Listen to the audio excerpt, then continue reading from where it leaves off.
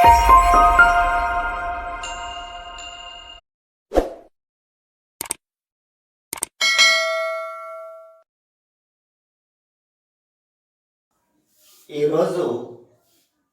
Topic క్రియల గురించి ఒక 15 బిట్లు ఇంపార్టెంట్ అయినటువంటి బిట్స్ తయారు చేశాను. దానికి సంబంధించినటువంటి సమాధానాలు కూడా వివరించడం జరుగుతుంది. క్రియలు 2 రకాలు. ఒకటి సమాపక క్రియ, 2 అసమాపక క్రియ. క్రియ అంటే ఏంటంటే పనిని తెలియజేసేటటువంటి దాన్ని క్రియ. చదువుట, తినుట, నిద్రించుట ఇవన్నీ కూడా క్రియలు. కాబట్టి ఆ క్రియల్లో సమాపక క్రియ, అసమాపక క్రియ అనేటువంటిది 2 విధాలు. సమాపక క్రియ అంటే వాక్యార్థం పూర్తి అయినటువంటి దాన్ని సమాపక క్రియ అంటారు. వాక్యార్థము పూర్తి కానటువంటి దాన్ని అసమాపక క్రియ అని చెప్పని చెప్తారు. రాముడు చదువుకునను పూర్తి, రాముడు అన్నము తిని బడికి వెళ్ళి పూర్తిగా అది అసమాపక క్రియ. ఈ సమాపక క్రియల్లో కాలాలను బట్టి సమాపక క్రియలు ఉంటాయి. అదేవిధంగా అసమాపక క్రియల రకాలు కూడా ఉంటాయి. వీటికి సంబంధించినటువంటి ఇంపార్టెంట్ అయినటువంటి బిట్స్ వాటి గురించి నేను సవివరంగా వివరిస్తాను. మొదటి బిట్టు, పనిని తెలియచేయు భాషాభాగము. భాషాభాగాలు 5: నామవాచకము, సర్వనామము, విశేషణము, క్రియ, అవ్యయం. నామవాచకం అంటే పేరు తెలిపేది, సర్వనామం అంటే నామవాచకానికి బదులుగా వాడేది, విశేషణం అంటే నామవాచకము సర్వనామం యొక్క గుణము రంగు తెలిపేది, క్రియ అంటే పనిని తెలియజేసేది, అవ్యయం అంటే లింగ వచన విభక్తులు లేనటువంటి దాన్ని అవ్యయం అంటారు. కాబట్టి పనిని తెలియజేసేటువంటి భాషా భాగము క్రియ. 3వ ఆన్సర్ కరెక్ట్. 2, ఈ క్రింది వారిలో అసమాపక క్రియ. అసమాపక క్రియ అంటే వాక్యార్థం పూర్తి కానటువంటి దాన్ని అసమాపక క్రియ అని చెప్పాము. తిన్నాడు అంతే, ఇంకా పూర్తి కాలం. చదివెను పూర్తి అయిపోయింది. తెలుపు విశేషణము, ఔరా అవ్యయము. కాబట్టి తిని, కొట్టి, చేసి, వండి ఇవన్నీ కూడా వాక్యార్థం పూర్తి కానటువంటివి. కాబట్టి తిని అనేటటువంటిది అసమాపక క్రియ. 1వ ఆన్సర్ కరెక్ట్. క్రియ వలన తెలుసుకోదగినటువంటివి. క్రియ వలన మనకి ఏమేమి తెలుసుకోవచ్చు అని అడిగాడు. రాముడు అన్నము తినెను. దీంట్లో తినను అనేటటువంటిది క్రియ. ఎవరి తినను? రాముడు. రాముడు అనేటువంటిది కర్త. దేనిని తినను? అన్నము తినను అనేటువంటిది కర్మ.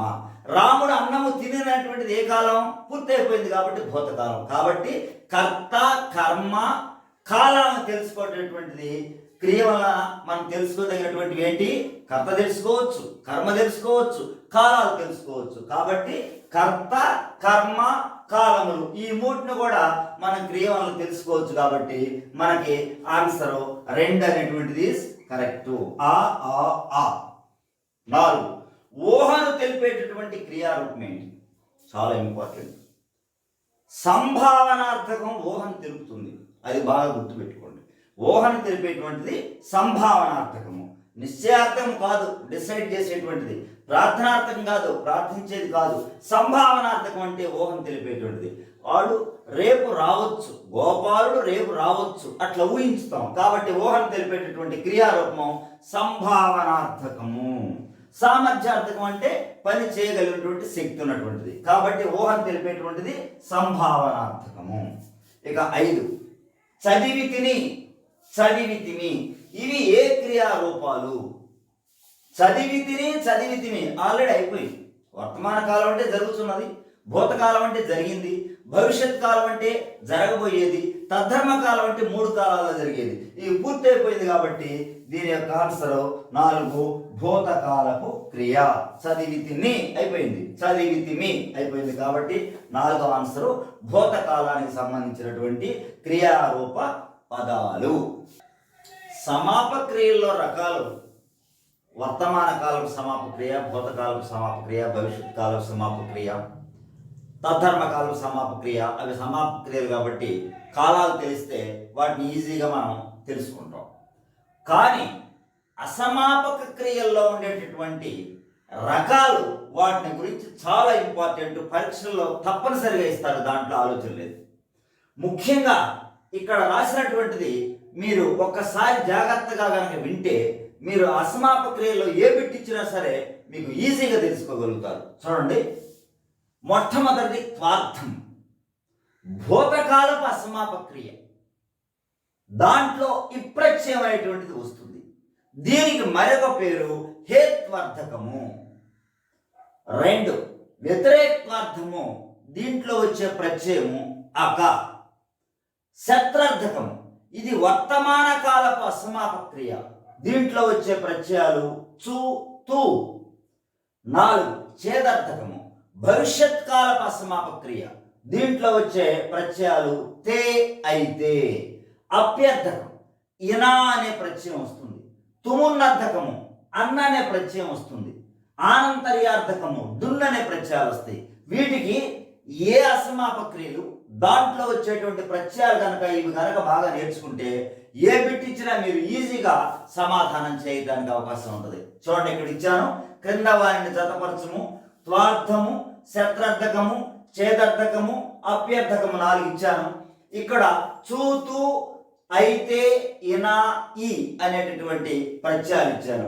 వేటిల్లో ఏ అసమాపక క్రియల్లో ఏ ప్రత్యయాలు వస్తాయి అనేటువంటిది జతపరచడం అనేటువంటిది చాలా ముఖ్యమైనటువంటి ప్రశ్న. అది కనుక మీరు బాగా నేర్చుకోగలిగితే ఏ బిట్ ఇచ్చిన అసమాపక క్రియలు ఆన్సర్ చేసేస్తారు. చూడండి, త్వార్థము, త్వార్థంలో వచ్చే ప్రత్యయము ఈ, 1వ దానికి ఈ. శత్రార్థకం, శత్రార్థకంలో వచ్చేటువంటి ప్రత్యయము చూ తూ అనేటువంటిది. ఛేదార్థకం, ఛేదార్థకంలో వచ్చేటువంటిది తే అయితే ఆ అనేటువంటిది.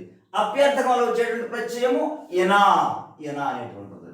కాబట్టి ఇప్పుడు మనకు సంబంధించినటువంటి సమాధానం చూడండి, 1వ దానికి ఈ, 2వ దానికి ఆ, 3వ దానికి ఆ, 4వ దానికి ఈ. కాబట్టి 4వ సమాధానం కరెక్ట్. జాగ్రత్త గుర్తుపెట్టుకోండి. త్వార్థము, భూతకాల అసమాపక క్రియ. దీంట్లో వచ్చే ప్రత్యయము ఈ. దీనికి మరి ఒక పేరు హేత్వార్థకము, కారణాన్ని తెలిపేటటువంటిది. 2 వ్యతిరేకార్థంలో వచ్చేటువంటిది అక. శత్రార్థకము, ఇది వర్తమాన కాల అసమాపక క్రియ, చూ తూ అనేటువంటిది వస్తుంది. దాంట్లో 4 ఛేదార్థకము, ఇది భవిష్యత్ కాలాన్ని తెలిపేటువంటి అసమాపక క్రియ, తే అయితే వస్తుంది. అప్యర్థకంలో ఇనా అనే ప్రత్యయం వస్తుంది. తుమున్నర్థకంలో అన్న అనే ప్రత్యయం వస్తుంది. ఆనంతర్యార్థకంలో డున్ అనేటటువంటి ప్రత్యయాలు వస్తాయి, బాగా గుర్తుపెట్టుకోండి. నెక్స్ట్, త్వార్థము, శత్రార్థకము, ఛేదార్థకము, అప్యర్థకము అను అసమాపక క్రియలు ఏ వాక్యానికి చెందినటువంటివి? చాలా ఇంపార్టెంట్ ప్రశ్న. సంశ్లిష్ట వాక్యం యొక్క రకాలు ఈ 4 కూడా సంశ్లిష్ట వాక్యం యొక్క రకాలే. వీటికి కనుక ఏది ఇచ్చినా ఇవి సంశ్లిష్ట వాక్యానికి వస్తుంది. కాబట్టి సంశ్లిష్ట వాక్యంలో ఉన్నటువంటి రకాలు త్వార్థము, శత్రార్థకము, ఛేదార్థకము, అప్యర్థకము. ఇవన్నీ కూడా అసమాపక క్రియలతో కూడి ఉంటుంది. అసలు సంశ్లిష్ట వాక్యం అంటే ఏం చెప్పాను? 1 లేక 2 అసమాపక క్రియలుండి సమాపక క్రియతో పూర్తి అయ్యేటువంటి వాక్యాన్ని సంశ్లిష్ట వాక్యం అంటాము. రాముడు అన్నము తిని బడికి వెళ్ళి చదువుకొని ఇంటికి వచ్చాను, దాంట్లో 3 అసమాపక క్రియలు ఉన్నాయి. కాబట్టి ఒక్కోటి త్వార్థంలో ఈ ప్రత్యయం వస్తుంది. శత్రార్థకంలో చూడండి, సీత పాట పాడుతూ నాట్యము చేయుచున్నను, శత్రార్థకం. ఛేదార్థకము, వర్షాలు కురిస్తే పంటలు పండుతే వస్తుంది. అప్యర్థకము, ఉత్పత్తులు పెరిగినా ధరలు తగ్గలేదు. ఇలాంటి ఈ ప్రత్యయాలతో కూడినటువంటిది ఈ 4 రకాలతో కూడినటువంటి వాక్యము సంశ్లిష్ట వాక్యము. సంయుక్త వాక్యం అంటే 2 వాక్యాలు కలిసి ఒకే వాక్యం అవుతుంది. సామాన్య వాక్యం అంటే కర్త కర్మ క్రియలు ఒకే సమాపక క్రియ ఉంటే సామాన్య వాక్యం అవుతుంది. నామాఖ్యానం అంటే క్రియలు లేనటువంటి వాక్యాన్ని క్రియారహిత వాక్యము లేక నామాఖ్యానం అందురు. కాబట్టి సంశ్లిష్ట వాక్యం ఆన్సర్ ఇస్ కరెక్ట్. 8 సంశ్లిష్ట వాక్యములో ప్రధాన క్రియకు షరతును విధించే అసమాపక క్రియ ఏది? సంశ్లిష్ట వాక్యములో వర్షాలు కురిస్తే పంటలు పండును. తే అనేటువంటిది చేతర్థ క్రియ, అది అసమాపక క్రియ. పంటలు పండును, పంటలు పండటానికి షరతు ఏంటి? వర్షాలు కురిస్తే. తే అనేటువంటిది దేనికి సంబంధించినటువంటిది? భవిష్యత్తు కాలాన్ని తెలిపేటువంటిది చేతర్థకము. కాబట్టి ఆన్సర్ ఈస్ చేతర్థకము. ఆంతర్యార్థకంలో డున్ ప్రత్యయం వస్తుంది, శబ్దార్థకంలో చూతూ వస్తుంది, అభ్యర్థకంలో ఇన అనేటువంటిది వస్తుంది. కాబట్టి వర్షాలు కురిస్తే పంటలు పండును. పంటలు పండడం అనేటువంటి దానికి షరత్ ఏంటి? వర్షాలు కురిస్తే. తే అనేటువంటిది అసమాపక క్రియ, చేతర్థకం యొక్క అసమాపక క్రియ. కాబట్టి చేతర్థకం ఆన్సర్ ఈస్ కరెక్ట్. ఏ అసమాపక క్రియలకు ఏ ప్రత్యయాలు వస్తాయి అని చెప్పని మనం ఇందాక జతపరచడంలో తెలుసుకున్నాం. ఇప్పుడు ఆ అసమాపక క్రియలు ఏ కాలాలను మనకి చూపిస్తుంది అనేటటువంటి విషయాన్ని ఇప్పుడు బాగా తెలుసుకోబోతున్నాం. అటుదిటు ఇటుదటు.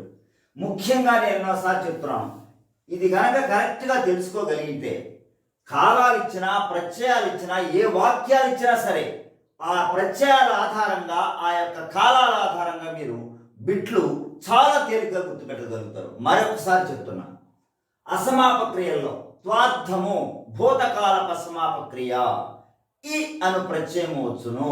దీనికి మరి ఒక పేరు హేత్వార్థకము, అంటే కారణం తెలుపుతుంది అనమాట. వ్యతిరేక త్వార్థములో వచ్చే ప్రత్యయము అక. శత్రార్థకము, ఇది వర్తమాన కాలపు అసమాపక క్రియ, దీంట్లో వచ్చే ప్రత్యయము చూ తు. చేదర్థకము, భవిష్యత్ కాలాన్ని తెలిపే అసమాపక క్రియ, తే అయితే అనే ప్రత్యయాలు వస్తాయి. అప్యర్థకములో ఇనా అనే ప్రత్యయం వస్తుంది. తుమున్నర్థకములో అన్న అనే ప్రత్యయం వస్తుంది. ఆనంతర్యార్థకములో డున్ అనేటటువంటి ప్రత్యయాలు వస్తుంది. ఈ క్రియలకు సంబంధించిన మొత్తం వీడియో తయారు చేయడం జరిగింది, తర్వాత చూడండి. 9 క్రింది కాలములు ఏ అసమాపక క్రియా రూపాలు తెలుపునో జతపరచండి. ఇక్కడ ఏమన్నా కాలాలు ఇచ్చేసాం, ఈ కాలాలు ఏ అసమాపక క్రియకు చెందుతాయో అనేటువంటి విషయాన్ని జతపరచడంలో మనం తెలుసుకోవాలి. ఇక్కడ ఇచ్చేసాను దేనికి ఏ కాలం అనేటువంటిది. ఫస్ట్ వర్తమాన కాలము. వర్తమాన కాలం తెలిపేటువంటిది శత్రార్థకము, ఒకటి ఈ. వ్యతిరేక వర్తమాన కాలం, దాంట్లో వచ్చే ప్రత్యయం ఏంటి? అక, రెండోది ఈ అనేటటువంటిది. తర్వాత 3 భూతకాలం. భూతకాలాన్ని తెలిపే అసమాపక క్రియ త్వార్థము, ఆ అనేటటువంటిది. 4 భవిష్యత్ కాలం. భవిష్యత్ కాలాన్ని తెలిపేటువంటిది అసమాపక క్రియ చేదర్థకము. ఇవన్నిటి కూడా ఇదే ఆధారంగా మీరు గమనించండి. కాబట్టి మనకు ఆన్సర్ 1వ సమాధానం కరెక్ట్. ఈ వర్తమాన కాలం తెలిపేటువంటి శత్రార్థకము, రెండోటువంటిది ఈ అనేటువంటిది వ్యతిరేక వర్తమాన కాలంలో అకాలనే ప్రత్యయం వస్తుంది. తర్వాత భూతకాలం అనేటువంటిది త్వార్థం అనేటువంటిది తెలుపుతుంది. 4వది భవిష్యత్ కాలం. భవిష్యత్ కాలం అనేటువంటిది చేదర్థక క్రియారూపం తెలుపుతుంది. కాబట్టి ఈ కాలాలు ఏ ఏ అసమాపక క్రియలకి సంబంధించినటువంటివి, వాటిలో వచ్చేటువంటి ప్రత్యయాలు, ఇవన్నీ కూడా మనం బాగా తెలుసుకుంటున్నాం. కాబట్టి 1వ సమాధానం ఈస్ కరెక్ట్. ఇక 10 చూడండి. రజని మెట్లు దిగుతూ దిక్కులు చూస్తుంది. మెట్లు దిగుతూ ఉంది, అట్లా దిక్కులు చూస్తుంది. ఇది ఏ అసమాపక క్రియ రూపాన్ని తెలియజేయ వాక్యము. మెట్లు దిగుతూ ఉంది అంటే ఏంటి? జరుగుతున్నటువంటి పనిని తెలుపుతుంది. కాబట్టి జరుగుతున్నటువంటి పనిని తెలిపేటటువంటి అసమాపక క్రియ అంటే అది వర్తమాన కాలం కదా. కాబట్టి వర్తమాన కాలం తెలిపే అసమాపక క్రియ శత్రార్థకము. కాబట్టి ఆన్సర్ ఈస్ శత్రార్థకం అని పెట్టేసేయాలి. ఊహించుకోవాలి, మెట్లు దిగుతూ దుఃఖులు చూస్తుంది, జరుగుతున్నటువంటి పని జరుగుతుంది, జరగలేదు, జరగబోవటంలా. కాబట్టి ఇది వర్తమాన కాలము. ఈ వర్తమాన కాలము తెలిపేటువంటి అసమాపక క్రియ ఏంటి? శత్రార్థకము. కాబట్టి ఆన్సర్ ఈస్ శత్రార్థకము. దాంట్లో వచ్చే ప్రత్యయాలు ఏంటి? చూతూ, అద్దుగొత్తూ ఉంది కదా, వెంటనే తూ కనపడింది కాబట్టి మనకు ఆన్సర్ శత్రార్థకం పెట్టేసేయాలి. తుమ్మునర్థకంలో అన్ప్రత్యయం వస్తుంది, ఆంతర్యార్థకంలో డున్ ప్రత్యయం వస్తుంది, చేదర్థకంలో తే అయితే ప్రత్యయాలు వస్తాయి, శత్రార్థకంలో చూతూ వస్తుంది కాబట్టి తూ ఉన్నది కాబట్టి వెంటనే శత్రార్థకం ఆన్సర్ పెట్టేసేయండి. నెక్స్ట్ 11వ బిట్. తుమున్నర్థకము ఆనంతర్యార్థక సమాపక క్రియలలో వచ్చే ప్రత్యయం ఏది? తుమున్నర్థకము ఆనంతర్యార్థకము. తుమున్నర్థకంలో ఏమొస్తుంది? అన్ ప్రత్యయం. ఆనంతర్యార్థకంలో డున్ ప్రత్యయము అన్ డున్ మనకి ఏదంటే అది గమనించేసి ఈ చున్ అనేటువంటిది ఈ త్వార్థము చున్ శత్రార్థకము ఇనా అభ్యర్థకము అయితే చేతర్థకము అన్ తుమున్నర్థకమే అక వ్యతిరేకత్వార్థము కాబట్టి మనకు కావాల్సినటువంటి అన్ డున్ అనేటటువంటిది ఇది కాబట్టి ది ఆన్సర్ ఈస్ కరెక్ట్. మనం ఏం చెప్పుకున్నాం అంటే త్వార్థం అనేటటువంటిది భూతకాలపు అసమాపక్రియ అని దాంట్లో ఈ ప్రత్యయం వస్తుందని ఈ త్వార్థానికే మరి ఒక పేరు హేత్వర్థకము అనేటటువంటిది ఫస్ట్లో ఒకసారి మనం చెప్పుకున్నాం, జాగ్రత్తగా వినాలి. త్వార్థములకు మరొక పేరు హేత్వర్థకము. ఈ క్రింది వారిలో హేత్వర్థక వాక్యము గుర్తించండి అంటే దాంట్లో వచ్చేటువంటి ప్రత్యయం ఏంటి? ఈ దాన్ని ఆధారంగా చేసుకుని గుర్తించాలి. వర్షాలు కురిసినా పంటలు పండలేదు ఎనా ప్రత్యయం వచ్చింది మనకి అభ్యర్థకంలో.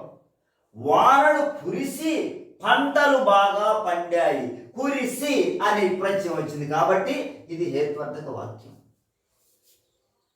సీత కాఫీ తాగుతూ పేపర్ చూస్తుంది, తాగుతూ చూతూ ఇది శత్రార్థకం. అద్దము కింద పడి పగిలింది, పడి డీలో ఈ ఉంది కాబట్టి మనకి త్వార్థంలో ఈ ప్రత్యయం వస్తుందని దానికి మరో పేరు హేత్వర్థం కాబట్టి హేత్వర్థక వాక్యాలు అనేటటువంటివి మనకి ఆ ఈ.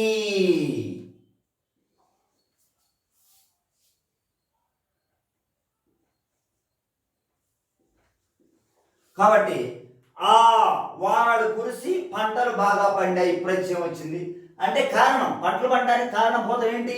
వర్షాలు బాగా పడ్డాయి. అట్లానే అద్దం కింద పడి పగిలింది, పగలడానికి కారణం ఏంది? కింద పడింది. కురిసిలో ఏముంది? పడిలో ఏముంది? కాబట్టి ప్రత్యయం వచ్చేటువంటిది త్వార్థకం, త్వార్థానికి మరొక పేరు హేత్వర్థకము. కాబట్టి ఆ ఈ అనేటటువంటి సమాధానం మూడోది కరెక్ట్. ఈ క్రింది వారిలో తద్ధర్మార్థక సమాపక క్రియావాక్యం గుర్తించండి. సమాపక క్రియలో ఉండేటువంటి ఒక రకం గిట్టిచ్చేసాను.